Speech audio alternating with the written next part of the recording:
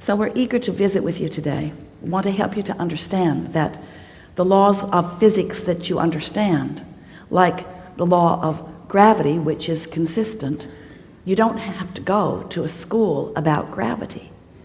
They don't say to you in your first days in school, you know, if you don't come to this class, you could fall up. Many, many children are missing. Because the law is consistent. It works the same for everyone. And you learn to utilize the law to your advantage. And the law of attraction is such a law. It is utterly consistent. It never makes an exception, and it never makes a mistake. So you have to figure out how to work within the laws of the universe. We cannot talk about the law of attraction without introducing to the subject the word momentum, because law of attraction is the reason that momentum exists. When you give your attention to something for as little as 17 seconds, at that 17-second point, there is a momentum that is discernible as another thought like it joins it, and so forth. So the more you focus, the more momentum. But the most important thing to understand about the way momentum works is that when you are sleeping, you have a reprieve of the momentum. In other words, your beliefs are in suspension while you sleep, which means the momentum of them, the law of attraction momentum of them, is slow to non-existent, depending upon how well you are sleeping. So what that means is, when you awaken in the morning, you have the opportunity to reestablish, if you want to, a vibrational starting point that law of attraction will begin to respond to right away. Now, usually when you wake up in the morning, you remember what you were thinking about yesterday, or more important, you achieve the emotional feeling place of what you were feeling yesterday. It's like, oh yeah, I remember I'm not happy. Or, oh yeah, I remember I'm lonely. I'm lonely now. Or, oh yeah, I remember I'm confused. But what we want you to realize is that you don't have to be the same lonely today that you were yesterday, because that night's sleep changed the momentum. But when you wake up in the morning and you deliberately, and you do, call those same people, talk about those same things, focus in the same ways, you reactivate your vibration much as it was before, but you do not have to do that. And that is the most important thing. We want you to realize that you are at a new starting point in every moment. But it is unlikely for you to begin to think all new thoughts when you wake up. Some of you have suggested a lobotomy.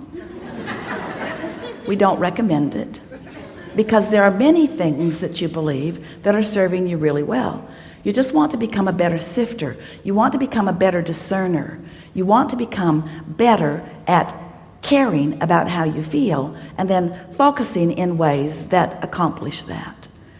If we can, in some way, offer enough words don't teach, and analogies, words don't teach, and conversation, words don't teach. We've enjoyed this interaction immensely. That if we can offer enough that will to stimulate within you the awareness that your point of attraction is everything, because you are the center of your universe, and that you are the perceiver of it, which means you are the vibrational interpreter of it. You translate your vibration into the reality that you are living, into what you are seeing and hearing and smelling and tasting and touching. If we can convince you that since all those things are true, that the only thing that matters to you is how you feel. If you can leave this room with a new determination within you that you now, more than ever before, care about how you feel and mean to do something about soothing yourself. Esther was on an airplane last week, going from Boston back to San Antonio. And there was a beautiful family sitting in front of her, a mother and a child about 6 years old, and two little twin boys who were about 2, maybe, if even. They were walking, sort of kind of talking. And they were all strapped into their 4 seats. And Esther was sitting right behind the mother. And when the airplane took off, one of the little boys across the aisle from his mother was terrified.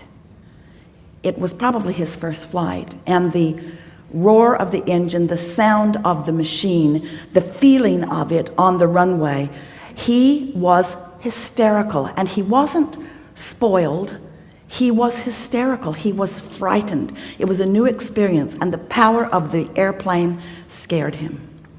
His mother and the flight attendants looking right at his mother like, do not get out of your seat, do not get out of your seat. And Esther is thinking, if I were that mother, I would be out of my seat now. So the airplane got in the air, and once it was stable, long after Esther thought it was stable, the flight attendant gave her the knowing nod, like, now that your child is out of oxygen. So now, mother moved over into his seat and held him tight in her arms, just tight in her arms, kissing the back of his head and holding him tight in her arms. And gradually he settled down, back into his knowing that all was well. And Esther watched that, and she said to her friend sitting next to her, I want to do that with everyone on the planet. I want them to sit on my lap, and I want to hold them in my arms, and I want to say, it's okay. It's okay. Everything's okay. Everything's okay. Everything's okay. She wants to do it to herself. She wants to soothe herself into a point of attraction that allows her what she wants and deserves. She wants you to be soothed into a point of attraction that allows you what you want and deserve, because that is the only missing factor. How you feel. If you're terrified, if you're angry, if you're resentful, if you're depressed, if you're aggravated, if you're overwhelmed, those negative emotions are you beating up on you. Now it doesn't feel like that to you. It feels like somebody else is doing it. Esther was pretty mad for a minute at the flight attendant who was just doing her job. But it made Esther want, with everything that she is, to just make sure that she takes care of feeling good. In other words, someone asked us the best question that has ever been asked a few weeks ago. And the question was, Abraham, how do you get rid of doubt? And we said, you get rid of it before it starts, which was so annoying. Because when you're in the middle of it, that answer doesn't apply.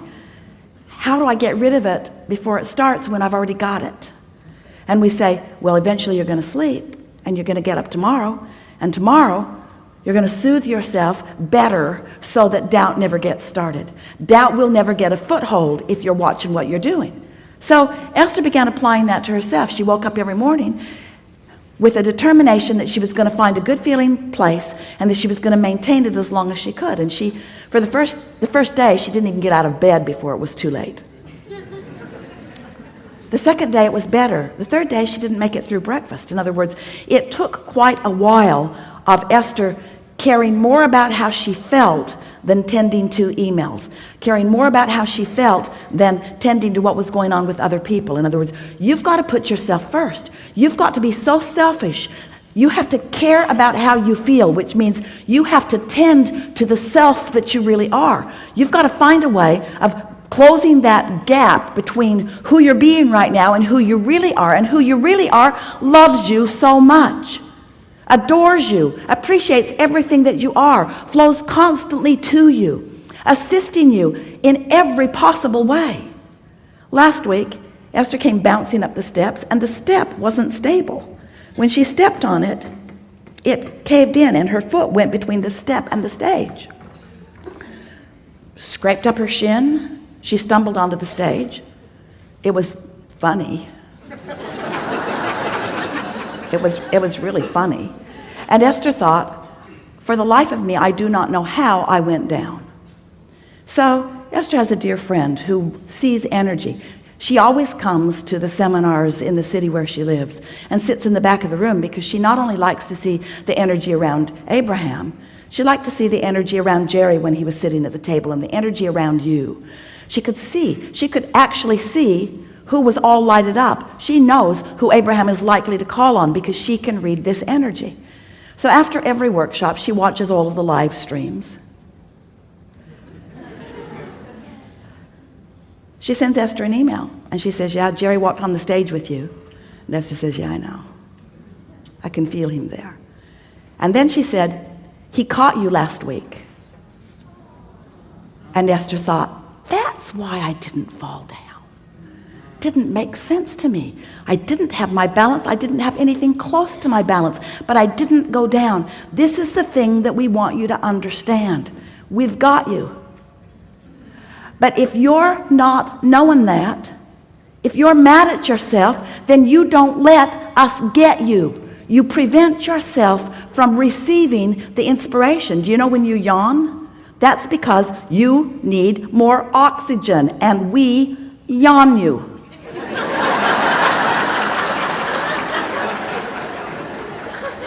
All of you are receivers, you see.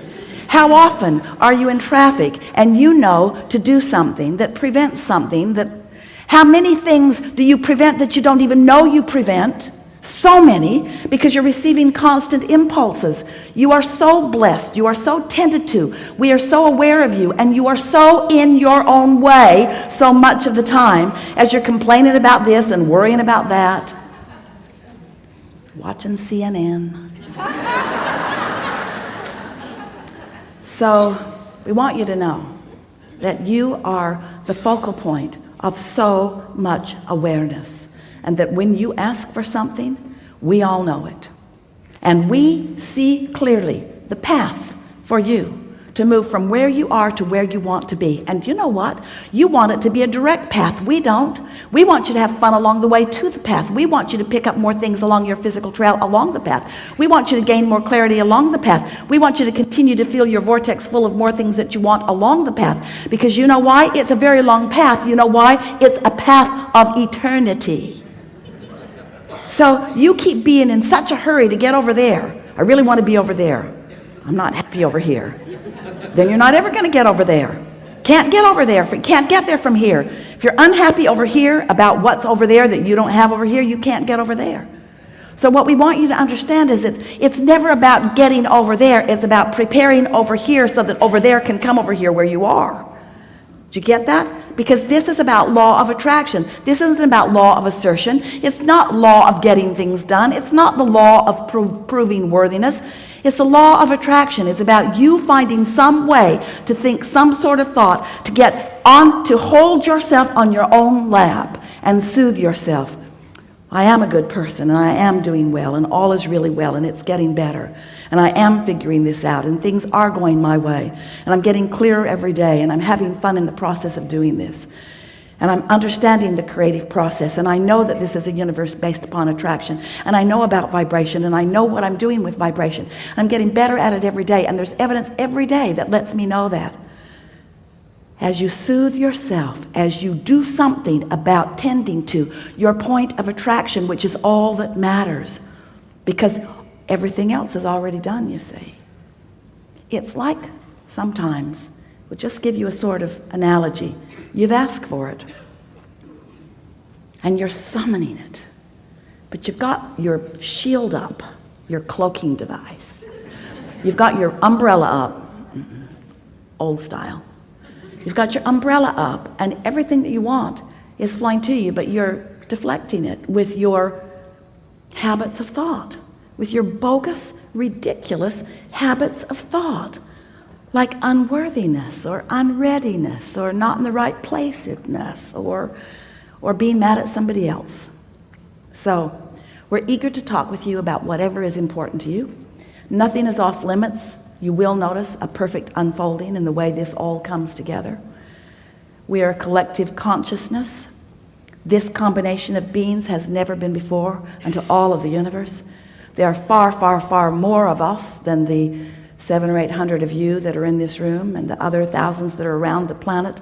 watching this. There are more of us participating with you here than you have the ability to comprehend. Everyone who has ever been is interested in what's going on here today. So, let's have some fun. What do you want to talk about?